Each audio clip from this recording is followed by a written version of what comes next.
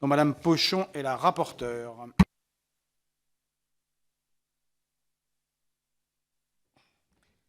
Monsieur le Président, mes chers collègues, notre commission est aujourd'hui saisie en nouvelle lecture de la proposition de loi tentant à faciliter l'inscription sur les listes électorales à la suite de l'échec le 10 juin dernier de la commission mixte susceptible d'être adoptée par les deux assemblées.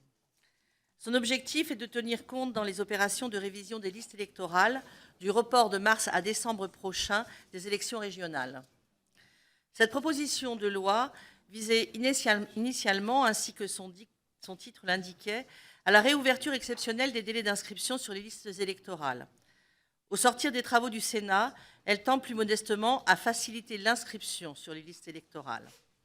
Ce changement d'intitulé reflète la différence d'approche entre notre Assemblée et le Sénat, qui, à l'initiative de M. Pierre-Yves Collombat, rapporteur au nom de la Commission des lois, a sensiblement modifié la nature et la portée du dispositif de la proposition de loi. En première lecture, nous avions décidé de la réouverture exceptionnelle des délais d'inscription sur les listes électorales pour l'année 2015, afin de permettre à toutes les personnes qui s'inscriraient jusqu'au 30 septembre prochain de pouvoir participer aux élections régionales de décembre.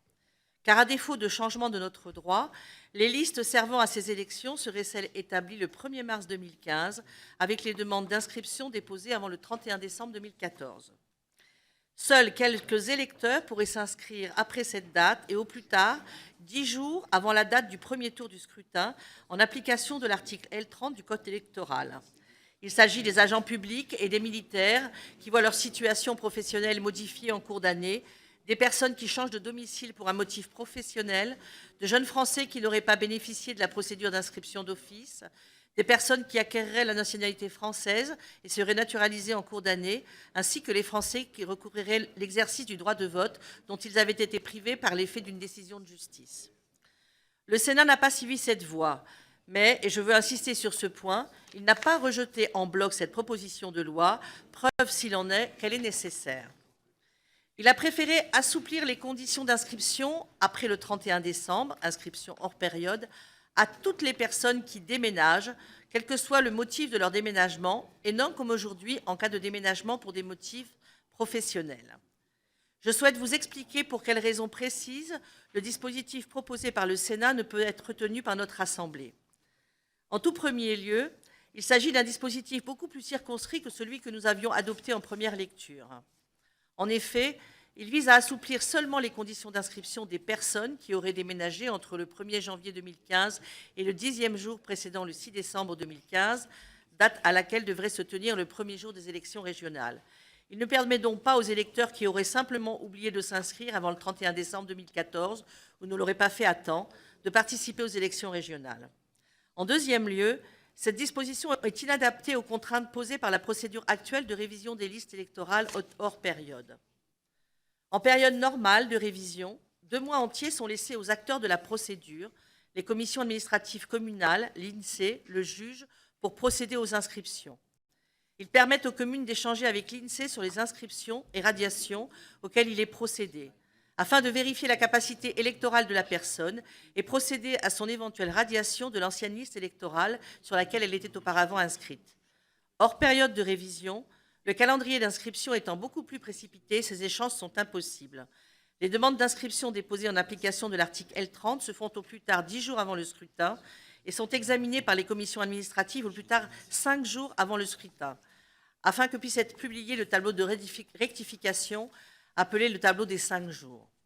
Il n'est donc pas possible pour les commissions administratives d'informer l'INSEE dans des délais si brefs. Tout juste est-il possible à la commune d'inscription d'informer la commune de radiation afin qu'elle rectifie sa propre liste électorale, sans garantie d'ailleurs que cette coordination des inscriptions soit fiable et aboutisse à des listes électorales parfaitement sincères.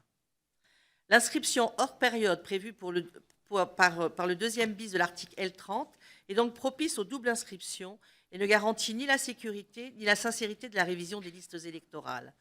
Cette situation profondément insatisfaisante en l'état actuel du droit le serait encore davantage si nous en généralisions l'application à tout type de déménagement et élargissions ainsi le nombre d'électeurs susceptibles de venir s'inscrire à la dernière minute.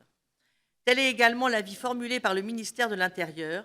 Il a ainsi indiqué au cours des débats au Sénat que le dispositif proposé aujourd'hui n'était pas tenable et risquait de générer des inscriptions soit doubles, soit indues, dont l'existence n'est soutenable que si elle est limitée, ce qui ne serait pas le cas avec une telle généralisation.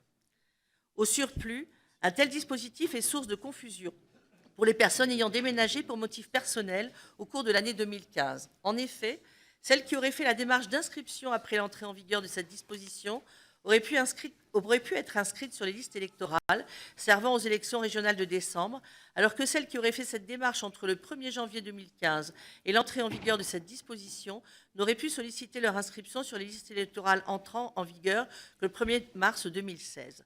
Elles auraient donc dû déposer une nouvelle demande pour pouvoir voter dans la commune d'emménagement en décembre 2015.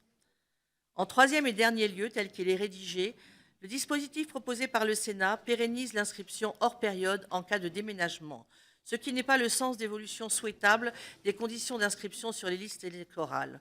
Au lieu d'assouplir les conditions d'inscription hors période, il faut au contraire renoncer à la dichotomie actuelle entre inscription en période et inscription hors période, en instaurant une révision permanente des listes électorales et en figeant les listes le plus tard possible par rapport à la date des élections.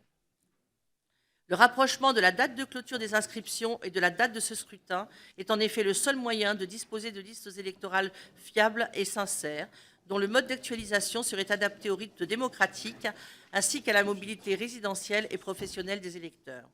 C'est la proposition formulée en octobre 2014 par le Président de la République qui vise à ce que les électeurs puissent s'inscrire sur les listes jusqu'à 1 mois avant la date du scrutin.